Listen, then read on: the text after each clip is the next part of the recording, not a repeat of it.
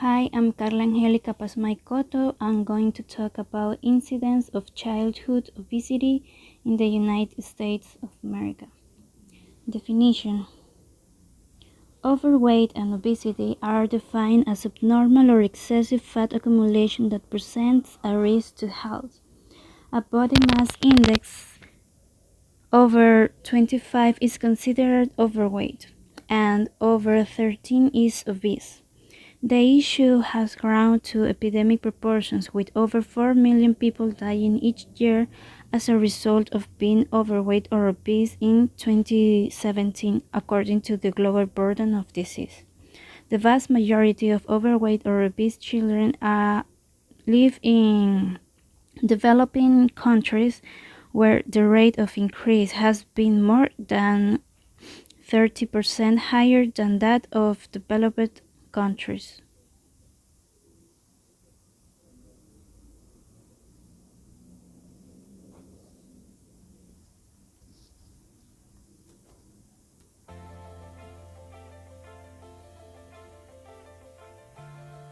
Currently, 1 in 3 children and adolescents is either obese or overweight.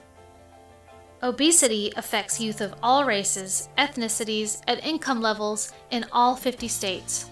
Obesity has been labeled a childhood epidemic, and unfortunately, it leads to serious health problems.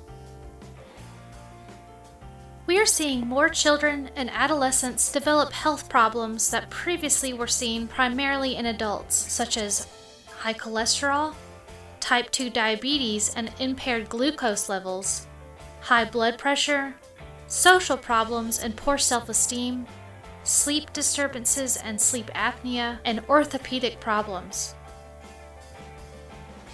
Children and adolescents who are obese have a 70 to 80% chance of becoming overweight or obese adults. Overweight and obese adults are at greater risk for heart disease, cancer, and stroke. These are leading causes of death among adults in the United States. A number of factors contribute to obesity, including lack of physical activity, sedentary lifestyle, unhealthy diet, and environmental factors. The good news is that these factors are controllable and reversible.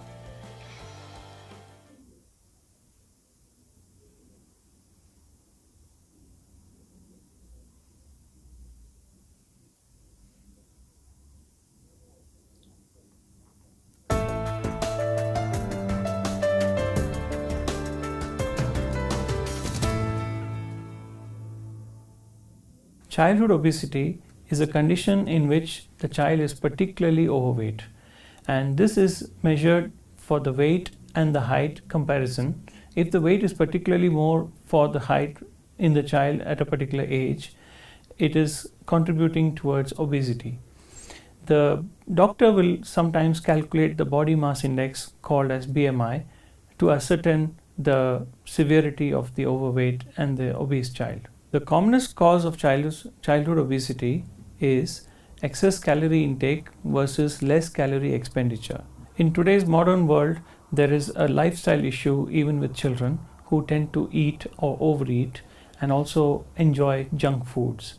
And nowadays there is a sedentary lifestyle even in children who don't like to go outdoors and play, or they don't get enough opportunities to expend their energies. They don't participate in enough games and sports, and they don't do enough exercise. There are other causes which are medically known, for example, hormonal disorders, which need to be seen into detail by the doctor. The best treatment option for childhood obesity is to encourage the child to limit the excess calorie intake, for example, to enjoy healthy eating. The other thing to do is to encourage activity of any game, any sport, any form of exercise that the child enjoys. That's very important for us to burn our calories, as well as to eat enough to grow, as well as not to put on too much weight by eating very calorie dense heavy food. Thank you for watching this video on childhood obesity. Please subscribe to other videos.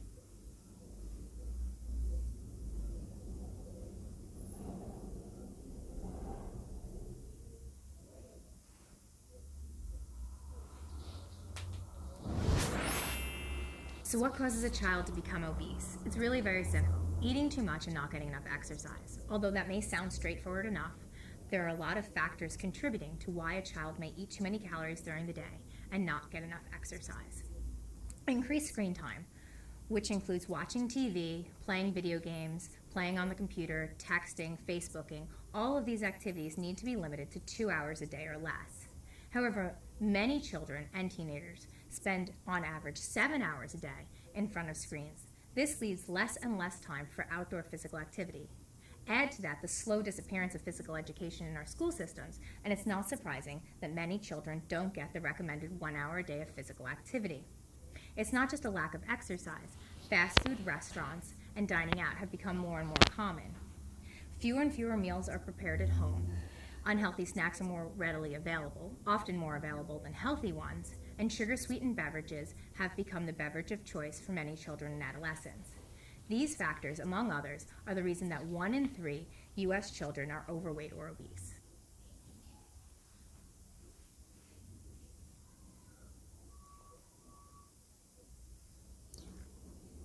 Applications in medicine.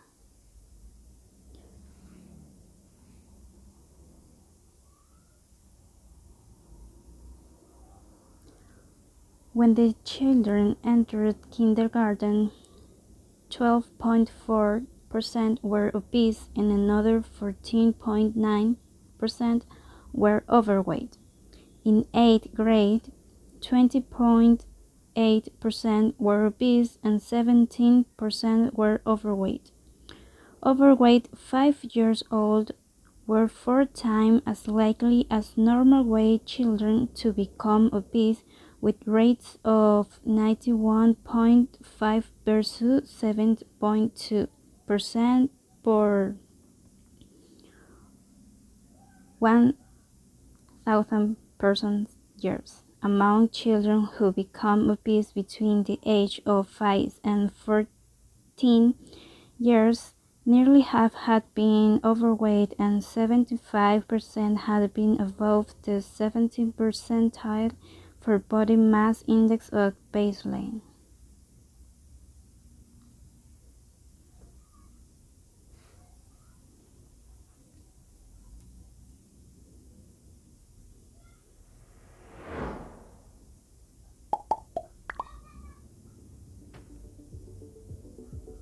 Many health problems are related to poor nutrition and have significant effects on the digestive system. Most of these health problems can be linked to the long-term consumption of sugary and fatty foods, increasing our risk of being overweight or obese. This risk starts before we are even born. When pregnant women consume unhealthy foods containing excess amounts of sugar and fat, they are more likely to have overweight children and develop associated health problems. A good start to nutrition for a baby is providing them with breast milk.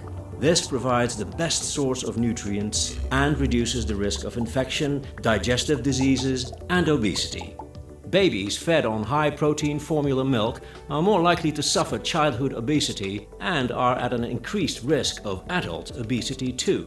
Young children who get the right nutrition are 10% more likely to overcome life-threatening diseases, become healthier adults, and have healthier families.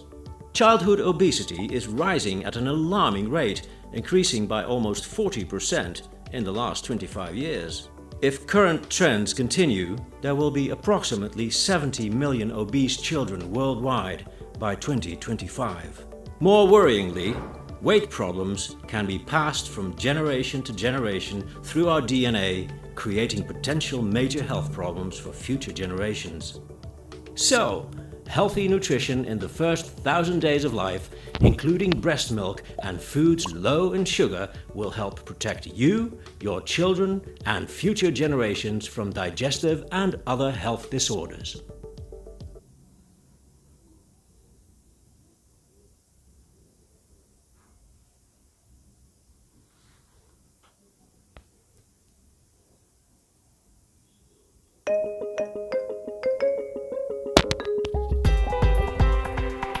The rate of childhood obesity has tripled in the past few decades, but now experts say the numbers have hit a plateau. People are really embracing a healthy lifestyle. I think the youth of today is understanding how important it is to exercise, eat healthy. I think they're the ones teaching us. Dr. Wendy Slusser is director of UCLA's childhood obesity program called Fit for Healthy Weight. It's a multidisciplinary approach including physicians, psychologists, and dietitians. Our objective is to meet the needs of each individual child or family or adolescent in a unique way, because everyone has gotten to that end result differently. And we spend quite a bit of time in the first visit, up to 2 hours, learning about the family dynamics, learning about the daily routines of that child, of that family. Because what we have seen over time is that the adolescents and children that walk through our door often are suffering from not just physical ailments, but mental health challenges. A lot of keeping fit, Dr. Slusser says, is about developing healthy habits. Just eating an extra 350 unspent calories a day, for example, can add up to trouble. If you imagine that you're eating that additional caloric intake every day, it could take you maybe 10 days to gain a pound, and then do your math, and you would have a lot more pounds over the course of the year. At UCLA's Early Care and Education Krieger Child Care Center on the UCLA campus, little ones are learning vital healthy habits early. We want them to choose healthy food in the context of those other lifelong habits. And so when we say that, we provide them with good healthy choices. Oh, chicken and broccoli. The Krieger Center is a leader in childhood nutrition. It is part of the culture here. But Dr. Slusser says this is an encouraging trend taking place in schools throughout Los Angeles and the country. Menus with more fresh vegetables, whole grains, and fruit. Children growing their own gardens. When I started working here as an 18-year-old, I learned how to eat carrots, broccoli, peas with the children because I had a model for them. I didn't grow up eating those kind of vegetables. I learned how to eat them, and to this day, I eat them. One of the things, one of our goals for the children is that we develop lifelong habits, good, healthy habits that they will be able to depend on. Pears, oranges, and watermelons, and carrots, and bananas, and lemons. I think there's a lot of people in my age group that can't believe that children would choose a pomegranate over a red lollipop, but they will. But I think that there's a lot of hope, and I think people care and people want to change. So our focus isn't as much on weight as it is on healthy eating patterns, healthy activity patterns, and healthy emotional well-being patterns. So it's not as much about how you look, it's what you do on a daily basis to take care of yourself and your family.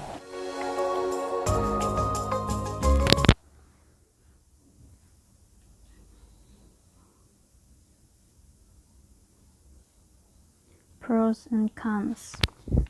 Pros. The annual incidence of obesity decreased 5.4% during kindergarten to 1.7% between 5th and 8th grade. Cons. Greater probability of developing there are greater probability of developing cardiovascular disease, diabetes, osteoarthritis, and cancer of the endometrium, breast, and colon at an early age. Issue apply in Ecuador. In a study carried out in Ecuador with 2,829 male and female students, it was found that 21% of teenagers were overweight. The 13.7% overweight and 17.5% obesity. This parameter being higher on the coast than on the mountain range. Excess weight was higher in private schools than in public schools, and more frequent in women than in men. Conclusion. Obesity is one side of the double burden of malnutrition, and today more people are obese than underweight in every region except Sub-Saharan Africa and Asia. Incident obesity between the age of 5 and 14 years was more likely to have occurred at younger age, primarily among children who had entered kindergarten overweight. Thank you.